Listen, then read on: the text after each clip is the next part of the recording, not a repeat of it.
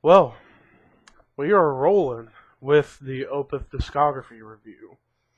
After this album, 2 albums left in the entire series, which is nuts already, but hey, I've just been jamming Opeth all day. I'm not gonna stop now. Yeah, we last talked about the double album idea with Deliverance and Damnation, and how it worked out really well. How Damnation was a big departure compared to the other albums where they left out all metal influences and went for just a traditional prog rock sound. Now we get into a new album, which is Ghost Reveries, which was the first album for Opeth on Roadrunner Records. So when it was announced that they were on Roadrunner, some people were thinking Opeth sold out just because they signed on a major label like Roadrunner. And they thought, oh, Roadrunner, they're going to tell them to be this kind of band or whatever. Nah. Roadrunner has let Opeth do whatever they want to do, and they get away with it. And with this album, Ghost Reveries, they returned to the progressive death metal sound that we have been known and used to from Opeth this whole entire time.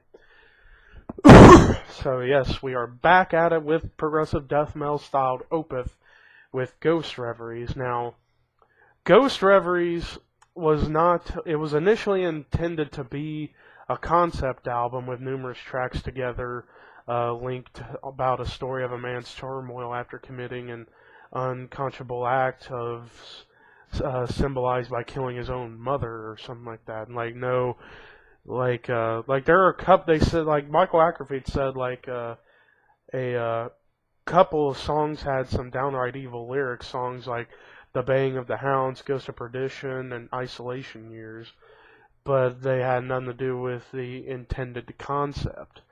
So they decided to just do individual stories within these 8 tracks that we get on this album. And this album is 66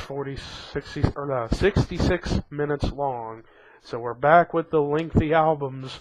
And this is an album I was jamming out to a lot the other day, and I just fell in love with this album. Ghost Reveries, this is the first time since Still Life that they're working with a different producer, and those producers happen to be themselves. No help really from Steven Wilson this time around. Instead, they have Jens Bogren helping out on production, engineering, mixing, and stuff like that. But with Ghost Reveries, you kick it off with Ghost of Perdition, which is a great opening track at 10.5 minutes. I'm telling you, this song just absolutely blew my mind out of the water. Like, how beautiful it was, and how heavy it was, and brutal, and also just Michael going back and forth with the death growls. And to me, the clean singing Michael has been known for in the past, his clean voice got even better on this album. Like, I love the clean vocals on Ghost Reveries. They were just so well done. I mean, Michael he's definitely trying to show that he definitely has a range. He can do the black metal, he can do the death metal, he can do growls, screams, whatever, but he can sing his heart out. And that's exactly what he did on that track. Same with the Baying of the Hounds, and I love the opening riffs. Like, wow, those riffs just was hooked in my head from the time I listened to that track, and also with just how dark it got with that track. Beneath the Mire was another great track on this album at 8 minutes, so this is one of the quote-unquote shorter songs of the album, but it definitely had some atmosphere behind it. Same with the song Atonement, and just, wow, that track just really kind of kick-started what was to become for the next track. Well, Atonement is a great song, but then we get into the middle track of the album, and my favorite track of the album, as well as probably my favorite Opeth song of all time. I have been obsessed with this song, and it's Reverie Harlequin Forest, the longest song of the album, out 11.5 minutes.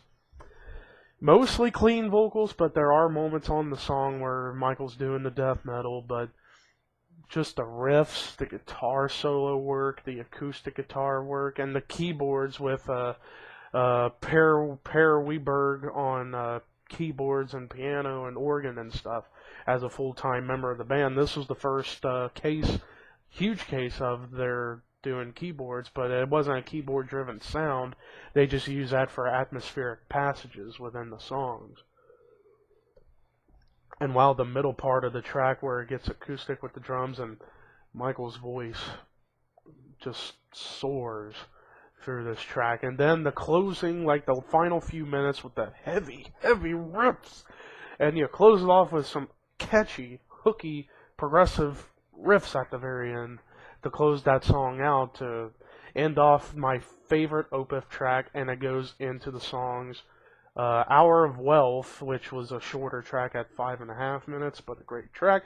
But The Grand Conjuration was another personal favorite of mine. Like, my favorite tracks, for me personally, were Ghost of Perdition, Bang of the Hounds, Reverie, Harold Quinn Force, and Grand Conjuration. And they play this song to this very day at concerts, from what I've heard of.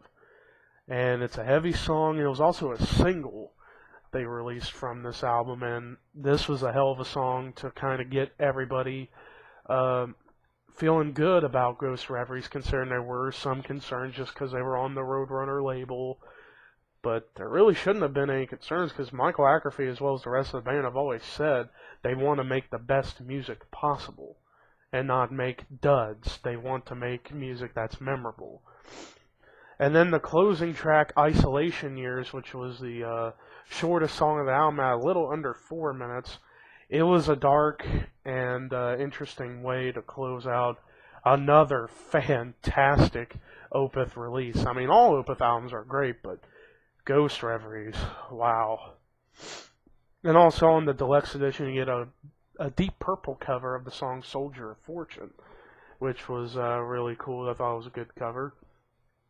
But overall, with Ghost Reveries, for their Roadrunner debut, this was another perfect album in the Opeth discography.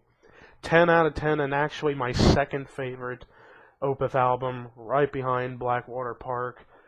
And so far, with how the albums rank from favorite to least favorite, even though I still will check them out, Blackwater Park's number 1, number 2, Ghost Reveries, 3, Still Life, 4, My Arms Your Hearse, or actually no, not My Arms Your Hearse, Deliverance, 5, My Arms Your Hearse, then Morning Rise, Orchid, then Damnation. So far, with what we've done through the list, that is how they rank for favoritism for me. But Ghost Reveries, fantastic album. Say this is another album I would recommend to any newer fan who wants to get into Opeth. I would say this and Blackwater Park are the two go-to albums to listen to Opeth for, because they're both fantastic records. They both have memorable tracks that will get you hooked for a long-ass time. But anyways, we got 2 albums left in the series, Watershed and Heritage. And we'll be seeing those videos later on. So we're getting this Opeth discography series done quickly, because tomorrow we're going to do some more stuff, and that's going to be cool. But anyways, until we get to Watershed, peace.